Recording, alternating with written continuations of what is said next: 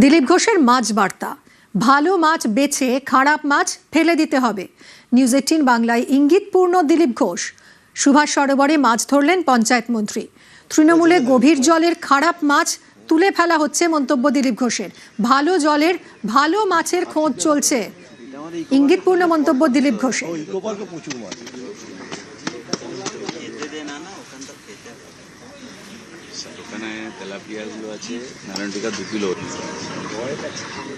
উত্তর কলকাতার অলিন্দে মন্ত্রী দিলীপ ঘোষ মাছ ধরতে নেমেছেন। মাছ ধরা কি ছোটবেলা থেকে? হ্যাঁ, মাছ ধরি, মানুষ ধরি, সারা জীবন এটাই করেছি। সংগঠনের যে লোক ধরতে হয়, তো সব ধরনের লোক ধরে কাজে লাগাতে হয়, আর সেটাও মাছও ধরতে হয়। সব দুটোতেই টেকনিক লাগে।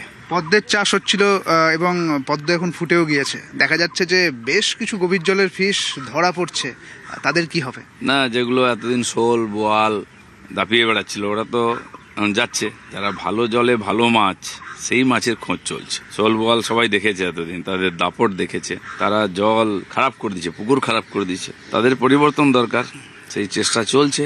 ধীরে ধীরে পরিষ্কার হচ্ছে জল, যাতে ভালো মাছেরা চান্স পায়। এই যে ভালো মাছ আর খারাপ মাছ, এই বাছাবাছির যে সিস্টেমটা, মানে ঝাড়াই বাছাই চলছে আর কি। বেশ কিছু মাছ মানে বেশ একদম মানে মন খারাপও হচ্ছে দেখা যাচ্ছে। বহুত মাছ উঠেছে না। আমাদের ছেলেরা আবার সব জায়গায় মাছ ভাতের প্রোগ্রাম রাখছে।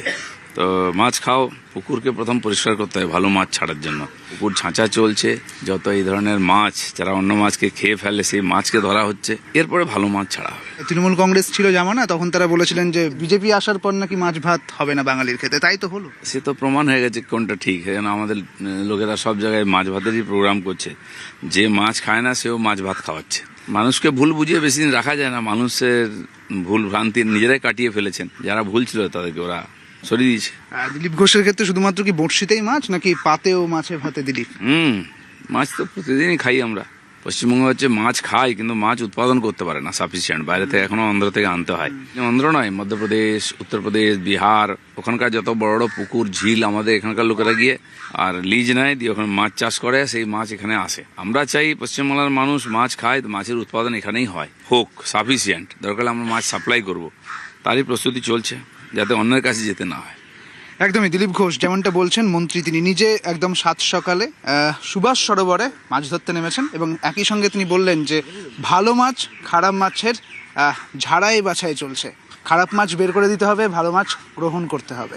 ক্যামেরায় খোকনের সঙ্গে সুদীপ্ত, নিউজ 18 বাংলা।